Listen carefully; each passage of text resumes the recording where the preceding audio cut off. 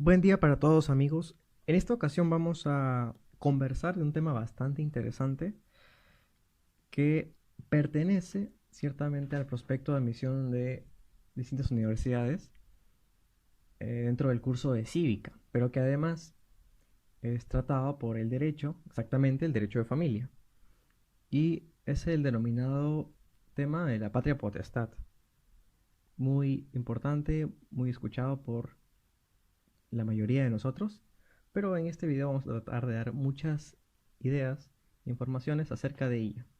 Iniciamos entonces desde su origen. ¿De dónde deriva la palabra patria potestad? Viene desde la locución latina patria potestas. ¿Y qué es la locución latina? Una locución latina, para que nos quede claro, son términos en latín, por eso se denomina latina, los cuales son muy eh, semejantes al español, tanto su significado como su sonido, ¿no? Entonces, la patria potestas. ¿Qué es la patria potestas? Era una facultad que tenía el pater familias. Y en este caso, ¿quién es el pater familias? El pater familias era siempre un hombre, era un sujeto, no podría ser una mujer, el cual tenía bajo su poder a un conjunto de personas que dependían de él. Él cuidaba de ellas en su integridad y además en sus bienes, en su patrimonio.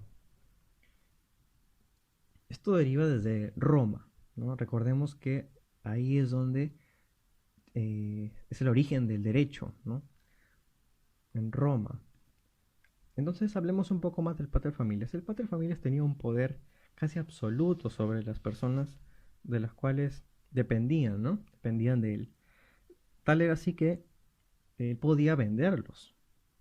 Él vendía a sus hijos, los podía poner a la venta, podía abandonarlos si se requería, si ellos se portaban de una manera eh, no tan buena, los castigaba físicamente y tenía incluso el derecho a la muerte. O sea, él, si uno de sus hijos no se portaba de la manera más correcta con él, él podría matarlo y nadie podría sentenciarlo porque era su voluntad, era el derecho que tenía pater familias sobre sus hijos. Es desde ahí donde viene el término pater familias y en este caso la patria potestad. Sin embargo, ya en nuestra actualidad, la definición correcta nos menciona que es muy similar. En lo esencial se mantiene. Dice que es el conjunto de derechos y deberes que tienen los padres con los hijos. Muy similar como mencionaba, es la integridad física y es su patrimonio. Eso es en la actualidad, ¿no? Entonces, los padres de familia en nuestras épocas, ¿ya? Básicamente, tienen derechos y deberes, como mencionábamos, ¿no? Para con sus hijos. En este caso, los hijos tienen esta facultad de solicitarle, de pedirle a los padres cierta protección. Además, los padres deben de guiar, educar y como ya sabemos, todos los derechos que puedan tener los niños, ¿no? Una vivienda, por ahí vestido, etcétera. Entonces, todas estas son las obligaciones que tienen los padres para con sus hijos y deben de cumplirlas. Y si no las hacen, pues se le quita inmediatamente la patria potestad. Esta eliminación, vamos a verla enseguida, esta denominación se denomina la emancipación. Hay dos tipos de emancipación. Una emancipación de tipo legal, que básicamente, y dando un concepto, podríamos dar la que es innata, con la que suele darse de manera natural, espontánea. Y la emancipación, como mencionaba, es la cese de la patria potestad. O sea, cuando se retira la patria potestad, hay muchos casos. La primera es por la muerte real o la muerte presunta de los padres, ¿no? ¿A qué se refiere con muerte real? La muerte real es simplemente cuando los padres se comprueba que han fallecido, ¿no? En este caso, los médicos, médico legista, médico forense se da cuenta mediante su sistema, eh, un conjunto de protocolos, que efectivamente la persona ha fallecido, ¿no? Esa es la muerte real, cuando se comprueba. Pero la muerte presunta tiene que ver con que se presume, como menciona el nombre, una muerte de los padres. Y esto sucede prácticamente en la desaparición de ellos, ¿no? Puede suceder que, nos menciona el Código Civil, que hay situaciones en las cuales se menciona la muerte presunta. Este caso sucede de la siguiente manera. Imaginemos que una persona desaparece por cierto tiempo, desaparece por 2 años o más, entonces no se sabe, no se tiene rastro de dónde esté, y es por ello que se oficializa mediante un juez la muerte presunta de los padres, o en este caso del padre que haya fallecido, ¿no? Entonces es ahí, en primer caso, en el cual se emancipa el hijo y se pierde esta patria potestad. El segundo caso tenemos por el matrimonio del hijo. Eh, los menores de edad ciertamente pueden casarse con la autorización de los padres, con el permiso de ellos, pero al hacerlo pierden automáticamente la patria potestad. Ese es el segundo caso.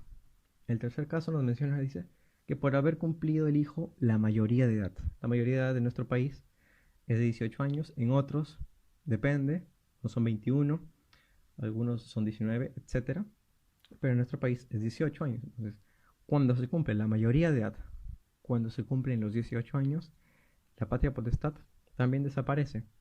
Pero hay un caso que voy a mencionar y que posiblemente hayan escuchado, es acerca de eh, que se sigue manteniendo a veces a los hijos hasta los 28 años. Y es cierto, en el Código Civil, en el artículo 424, aparece aquella denominación y nos menciona un aspecto importante, pero esto no tiene que ver con la patria potestad, puesto que en el artículo nos menciona que solamente se puede brindar un apoyo económico hacia los hijos que estén trabajando o llevando educación superior, pero con éxito, ¿no? O sea, que tenga un ponderado alto, un ponderado correcto para que los padres sigan manteniéndolo hasta los 28 años.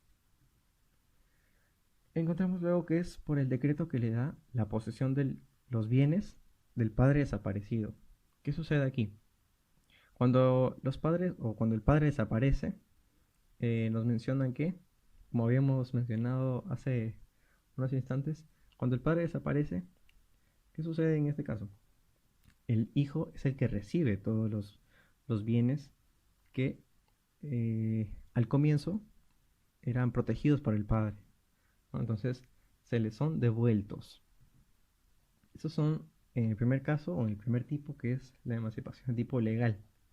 Luego tenemos una emancipación de tipo judicial, que ya tiene que ver que cuando son faltas acerca de los padres, ¿no? Ya tiene que ver con no acatar ciertos parámetros y es así o como son castigados.